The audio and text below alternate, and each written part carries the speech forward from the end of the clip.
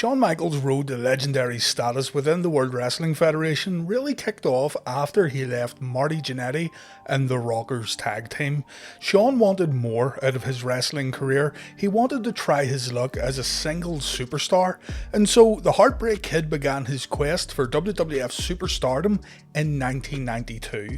Now, I've already covered Shawn's transition from a rocker to the Heartbreak Kid. That previous video ended at Shawn making his WrestleMania singles debut at Mania 8 against Tito Santana, so this is where this video will pick up from. To quickly recap, Sensational Sherri was now managing Shawn Michaels, and Sherri really complemented the character that Shawn was trying to portray. HBK was by no means a main event player just yet, but the next few years would be extremely important in terms of raising Shawn up to the next level. From 1992 to 1994, Shawn Michaels would prove himself as a worthy singles competitor in the WWF, and while Shawn would spend this whole time as a villain or a bad guy, fans still had a certain appreciation for the in-ring abilities of the Heartbreak Kid. There was a lot of character building going on here, along with subtle changes to both Shawn's gimmick and his overall presentation, and this era of Shawn's career was important in creating the showstopper and the icon that HBK would eventually become. Immediately after the Tito Santana match at WrestleMania 8, Shawn Michaels began challenging for singles titles within the WWF.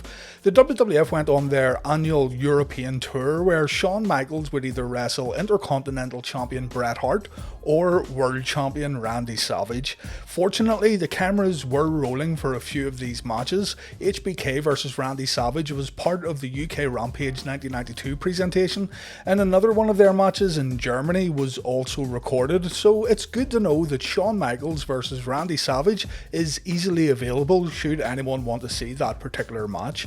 The bad news for Shawn though was that he couldn't defeat neither Savage nor Bret on this tour, and this is a trend that would continue back in the United States. While Shawn would defeat lesser superstars on TV, HBK would lose consistently to Bret on the house show loop. The Hart vs Michaels matches of 1992 though were very well received, and they became a favourite on WWF VHS compilation releases.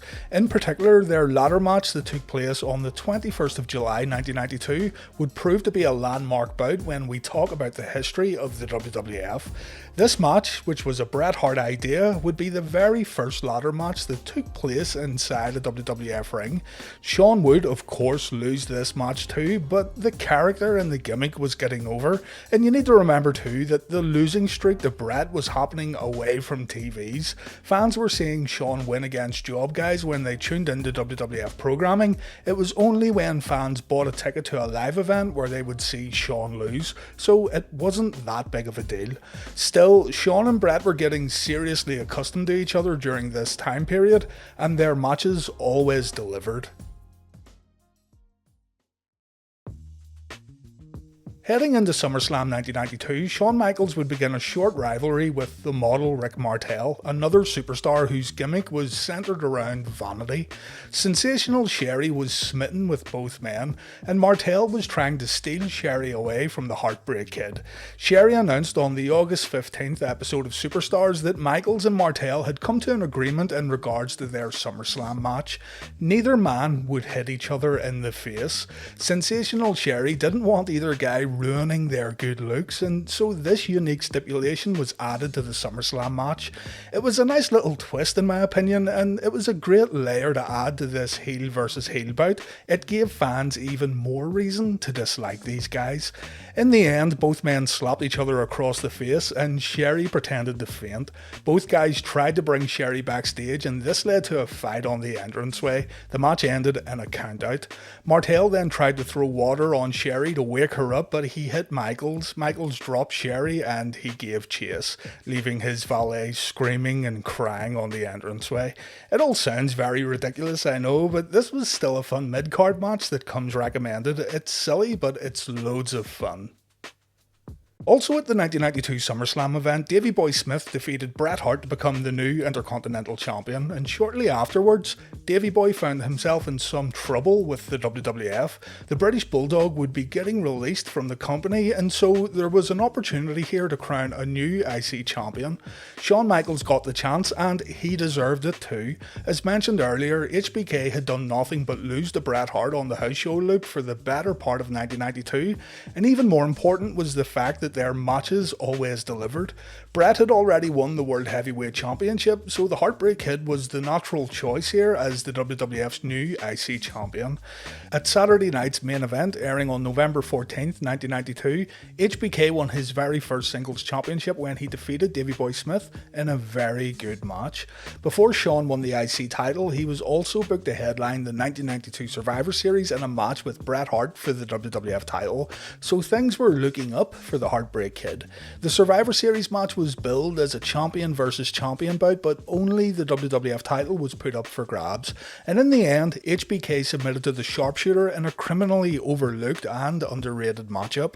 I guess Hart versus Michaels at the 1992 Survivor Series just isn't as storied as their future pay-per-view matches, and this is why it's pretty much all but forgotten, but this is a great bout here that proved that smaller guys could headline big shows and still be extremely entertaining.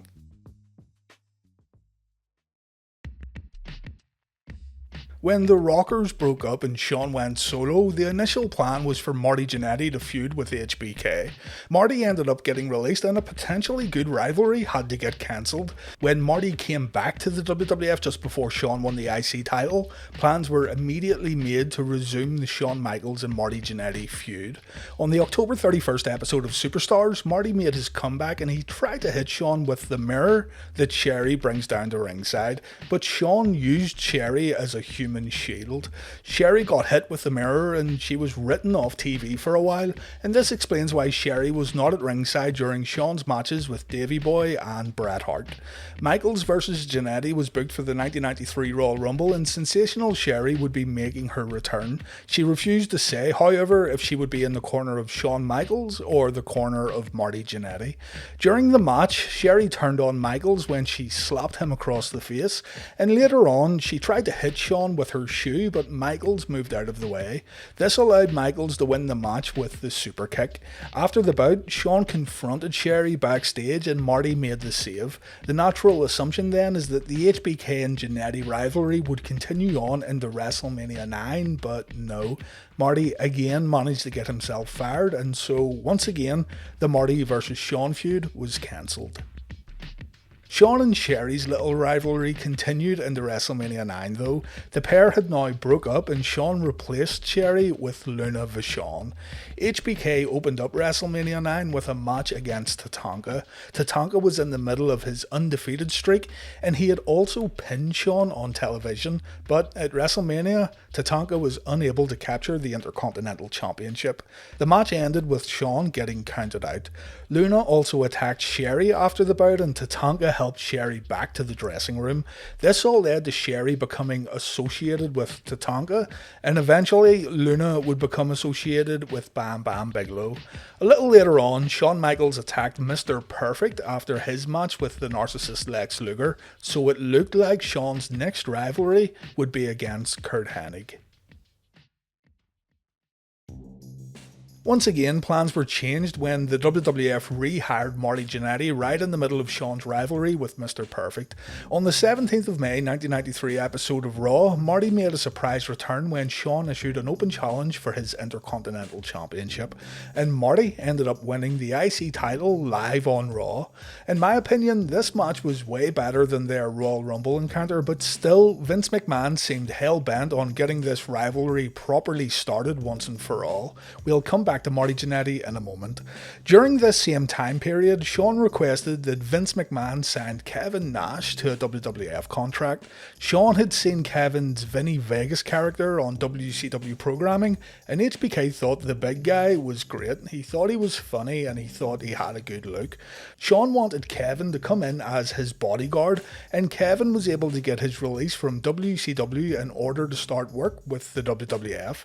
Kevin Nash, or Vinny Vegas, would become become Big Daddy Cool Diesel, and a real-life friendship began between Kevin and Shawn that, in a roundabout way, would change the future of WWF programming.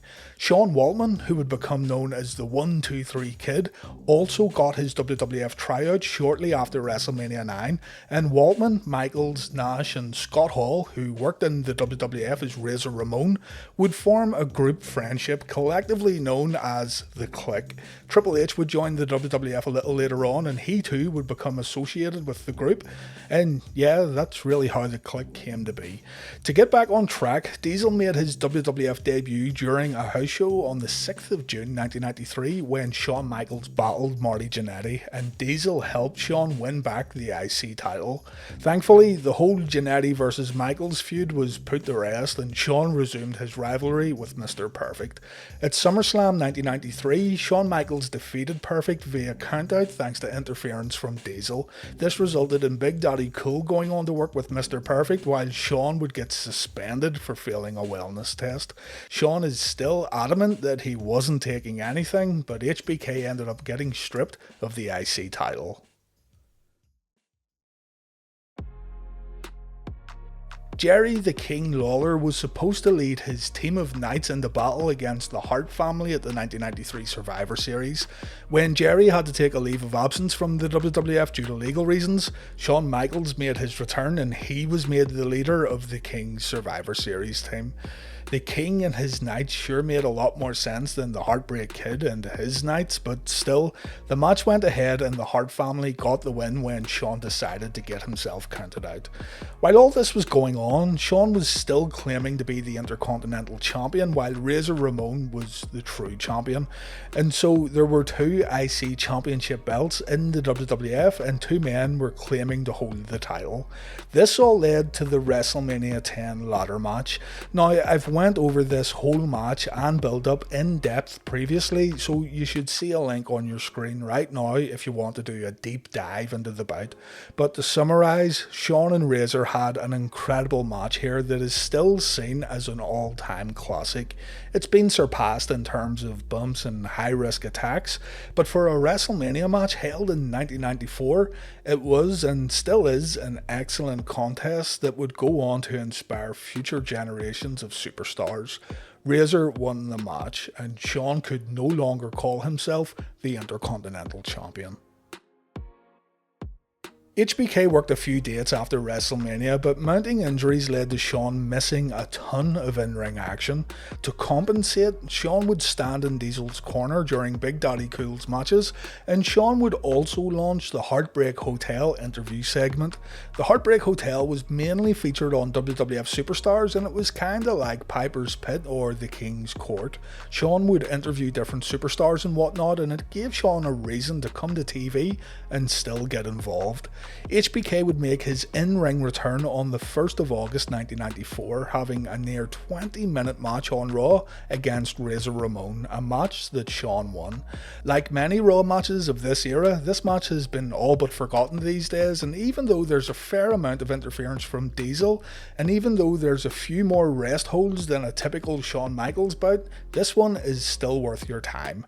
Speaking of Diesel, Kevin Nash had won the Intercontinental Championship from Razor Ramon on a Superstars taping back in April, and Razor was getting a rematch against Big Daddy Cool at the 1994 SummerSlam event. Before we get to SummerSlam, Shawn Michaels and Diesel would begin wrestling in more tag team bouts, and it didn't take long at all for Diesel and Shawn to win the WWF Tag Team Championships. Shawn and Diesel, together known as the Two Dudes with Attitudes, defeated the Head Shrinkers in a house show held in Indianapolis to win the tag titles. This title change happened mere weeks after Shawn made his return in August, and this also meant that Shawn and Diesel controlled both the tag titles and the Intercontinental Championship, and soon enough, the Clique would also control the WWF Championship. SummerSlam 1994 was held the day after Shawn and Diesel won the titles, so fans tuned into SummerSlam a little confused to see Big Daddy Cool and the Heartbreak Kid holding the Tag Team Championships. Still, Diesel would lose his Intercontinental Championship to Razor Ramon during their match. HBK got involved and he accidentally hit Diesel with the super kick. HBK had just cost Diesel the IC title, and a breakup between Shawn and and Diesel was teased in the weeks that followed.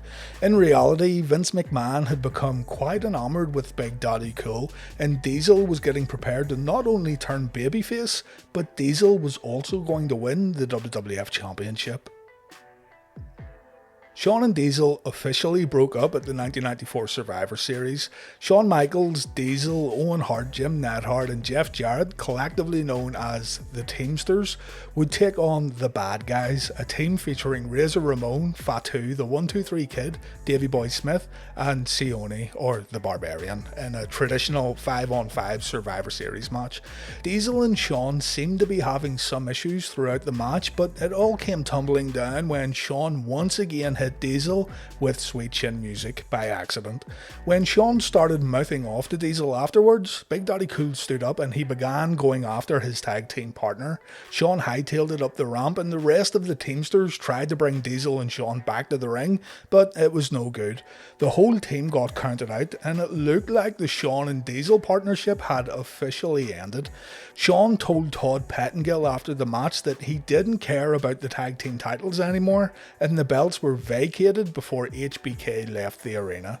Later in the evening, Bob Backlund defeated Bret Hart to become the WWF champion, and 3 days after the Survivor Series pay-per-view, Big Daddy Cool Diesel defeated Bob Backlund in a record 8 seconds to win the WWF belt.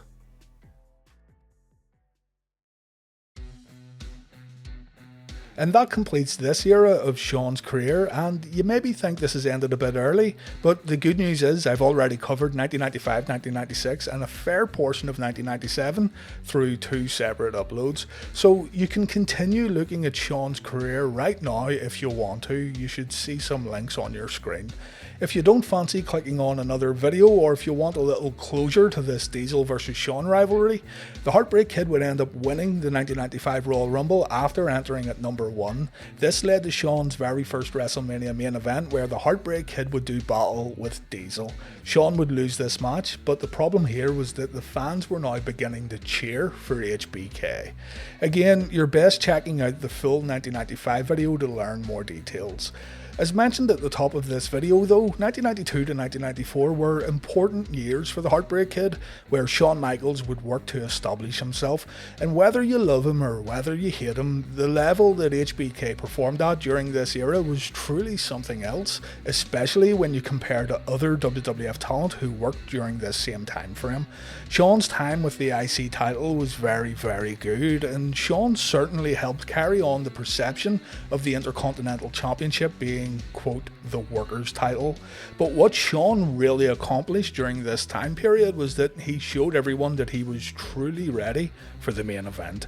Thank you for watching and take care.